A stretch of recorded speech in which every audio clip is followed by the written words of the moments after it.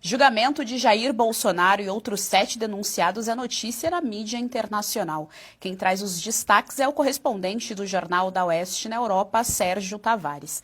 Boa tarde, Sérgio. Seja muito bem-vindo ao Jornal da Oeste.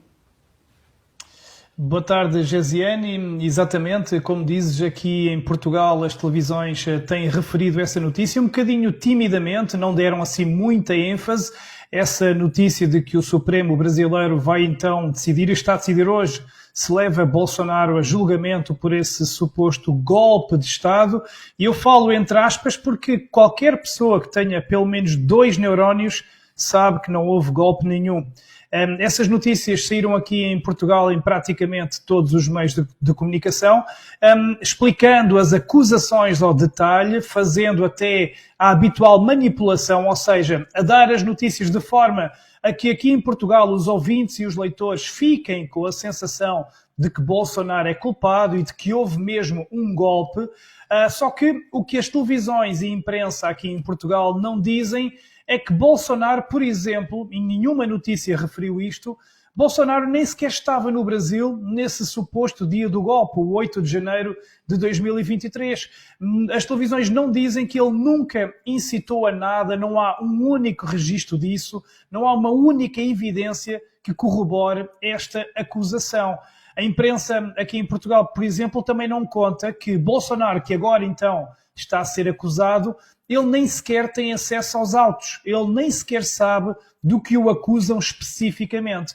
A imprensa não fala que esse suposto golpe que ocorreu a 8 de janeiro num domingo aconteceu com um edifício vazio, um prédio vazio, ou seja, segundo esta acusação, o plano dos golpistas era tomar de assalto um edifício vazio a um domingo, sem nenhuma entidade lá no interior, sem nenhuma figura importante lá no interior, num domingo em que as próprias forças policiais estavam de braços cruzados, inclusive convidavam os manifestantes a entrar, deram-lhes água, como vimos em algumas das imagens que o STF não apagou, ou antes do STF apagar essas imagens, porque o STF fez questão depois de mandar apagar as imagens do interior dos edifícios. Então, eu pergunto a quem nos ouve que golpe era esse? Que golpe de Estado era esse? Sinceramente, aqui em Portugal usamos esta expressão, é a maior palhaçada que eu já vi, são absolutamente ridículos.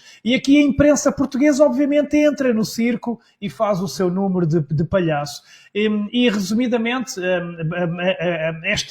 tudo isto que está a acontecer em torno de Bolsonaro é, obviamente, perseguição política, é semelhante ao que fizeram a Bolsonaro para o tornar inelegível. Lembramos que, nessa altura, usaram mais um pretexto ridículo, um pretexto falso de uma reunião com embaixadores na Hungria para o acusar e tirar fora do jogo político, e agora acusam-no de tentativa de golpe de Estado que nunca existiu. E eu aqui pergunto, quantas vezes é que, por exemplo, os movimentos sem terra não fizeram coisas muito piores, invadindo prédios públicos e depredando? Quantas vezes é que os petistas não quebraram prédios públicos e fizeram coisas ainda piores? Inúmeras. Mas nunca nenhum deles foi rotulado de terrorista ou golpista pelo Supremo ou pela imprensa.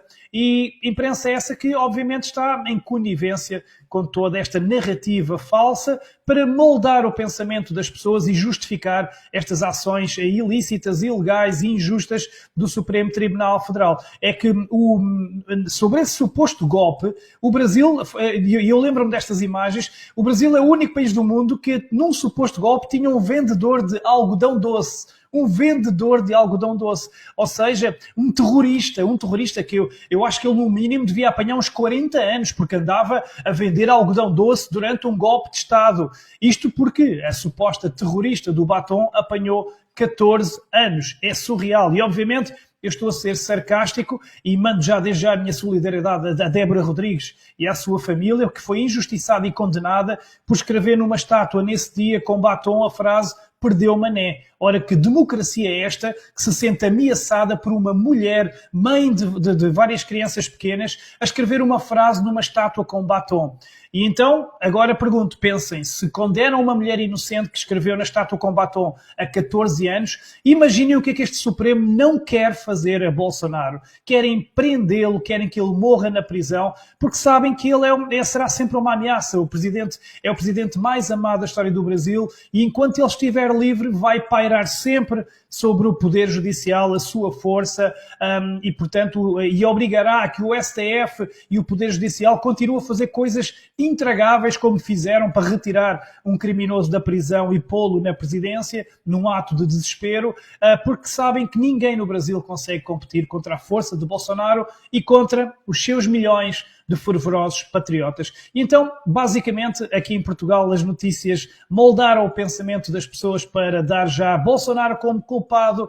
Não contam, é que não houve golpe nenhum. Sérgio, curioso que enquanto você falava, a Elisângela Dias de Souza comentou justamente como a imprensa daí de fora está deturpando os dados da realidade, está deturpando a verdade, tal qual acontece aqui, infelizmente, no Brasil, pela velha imprensa, né? Essa imprensa aí, carcomida, essa imprensa que, inclusive, recebe verba pública. Enquanto você mencionava o caso da Débora, lembrei da fala do Alexandre de Moraes, que ele disse que não tinham mulheres, não tinham senhoras, e que a dosimetria da pena está tudo bem, está proporcional, portanto, você prender uma mulher com 2 crianças pequenas por pichar ali uma estátua, condená-la a 14 anos de prisão. Muito obrigada, Sérgio Tavares, pelas informações aqui no nosso Jornal da Oeste. Até a próxima. Até a próxima. Obrigado.